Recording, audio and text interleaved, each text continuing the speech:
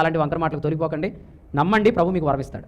వరము కలిగి ఉంటే మీకు దైవ శక్తి మీ అందు ఎక్స్పీరియన్స్ అయింది. ప్రభు మీకు కళ ద్వారా అయినా చెప్తాడు. కళ గురించి ఎక్కడ చెప్పాడు? అంత్య దినాల్లో చెప్పాడా, పూర్వకాలంలో చెప్పాడా? పూర్వకాలం అందు నానా సమయంలో నానా విధములుగా మాట్లాడాడు అనే మాటకే పూర్వకాలంలో అప్పుడు బైబిల్ లేదు కాబట్టి కళల ద్వారా మాట్లాడి ఇప్పుడు కళ అవసరం లేదని చెప్తున్నారు. కానీ పూర్వకాలం అందు అని లేదండి, అక్కడ అంత్యదినములు అందు అని ఉంది. అంతేకాదు, యోధాపత్రిక ఎవరికి రాశాడు? ఎవరికి రాసినట్టుంది?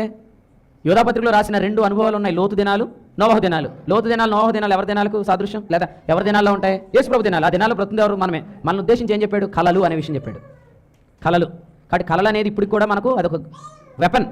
ఆ వెపన్ మిస్యూజ్ చేయొద్దు. ఏదో పిచ్చి పిచ్చి కళ్ళు మీలో వస్తున్నాయంటే అర్థం ఏంటంటే మీరు శరీర సంబంధమైన అపవిత్ర ప్రవర్తనకు ఒప్పుకుంటున్నారు కాబట్టి ఆ కళ్ళు వస్తున్నాయి. ఒప్పుకోకుండా డాగుపడిన అంగిని అసహించుకుంటే యోధాపత్రిక 1:23 ప్రకారం మీరు కళలో నోవహు వలె ప్రభు మీకు అది వరకు చూడని సంగతుల గురించి హెచ్చరిస్తాడు. మీరు నిర్మించవలసిన దాని గురించి మీతో మాట్లాడతాడు. కాబట్టి